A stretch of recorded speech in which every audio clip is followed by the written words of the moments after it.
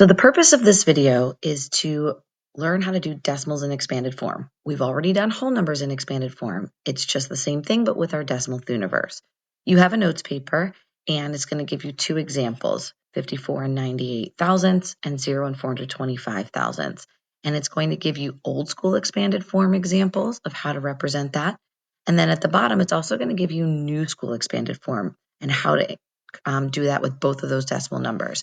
There's two different ways that you can do new school expanded form. We're doing digit times place value, and the place value can either be given as a fraction, like this would be the hundredths place, this would be the thousandths place, or like I'm going to do in the video today, we can represent place values with a decimal. So this would be the hundredths place with a decimal, this would be the thousandths place. So let me go over some examples here, but you always have this notes paper to look back at for examples.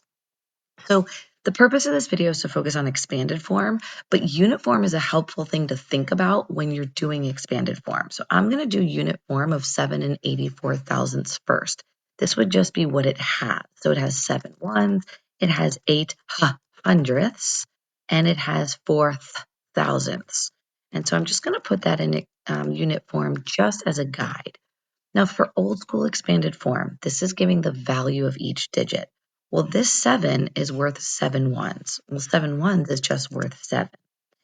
And this 8 is worth 8 hundredths. So I need to write 8 hundredths as a decimal.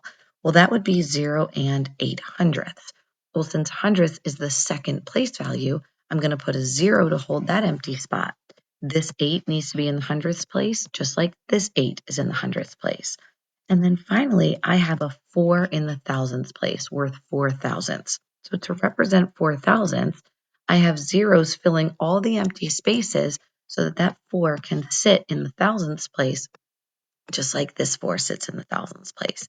So this is what is considered old school expanded form. Now for new school expanded form, this is digit times place value. And so this is where unit form comes in handy too. I know that the 7 is in the ones place. So I'm going to say I have 7 in the ones place. That's a 7 in the ones place. I'm going to need another package for the 8. This 8 is in the hundredths place. So the 8 is the digit. And to represent hundredths using a decimal, I'm going to say 0 and 100th. So I need to fill the tenths place in to hold that space so that the 1 can be all the way in that second place value, that hundredth place. And then the 4 is my digit and it's in the thousandths place. And so I need to put that 1 all the way in that thousandths place, just like the 4 is here. So this would be how you would represent 7 and 84 thousandths in new school expanded form. Here's another example.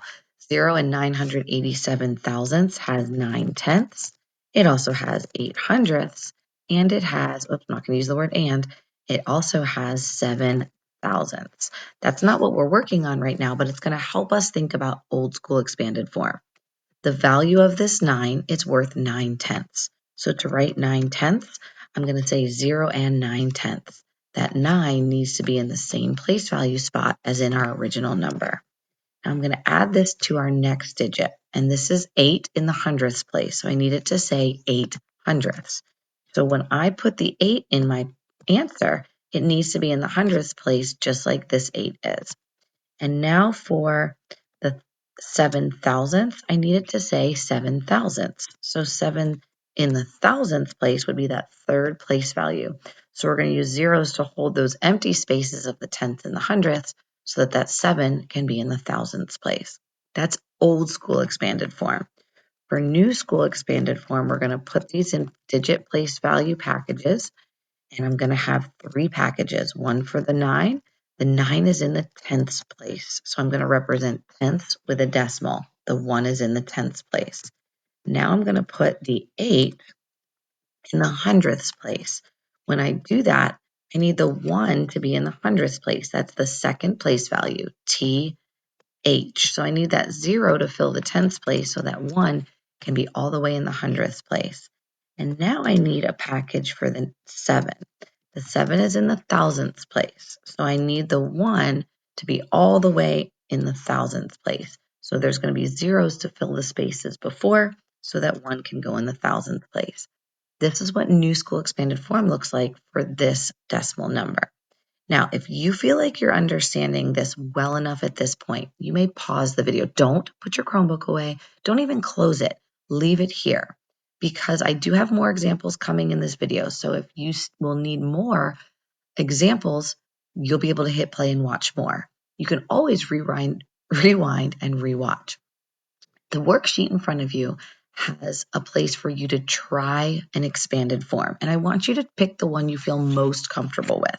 If you think you like old school better, try one with old school.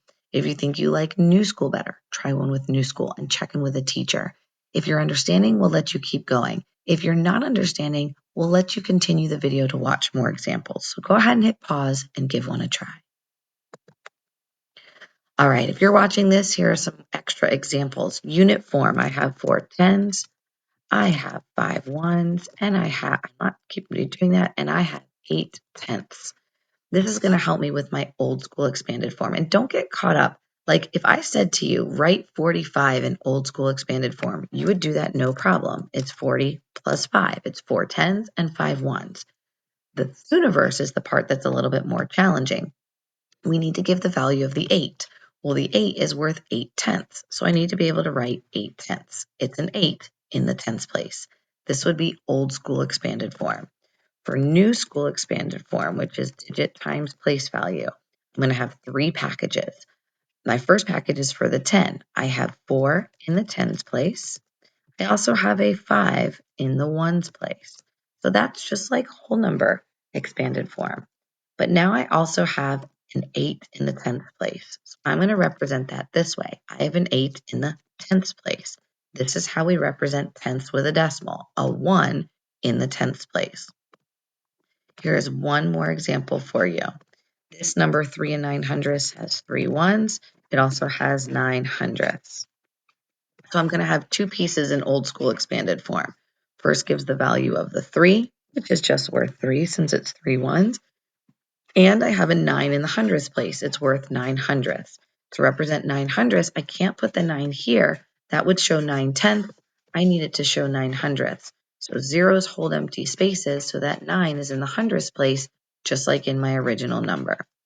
For my digit times place value new school, I have 2 digits. I have a 3 in the ones place and I have a 9 in the hundredths place.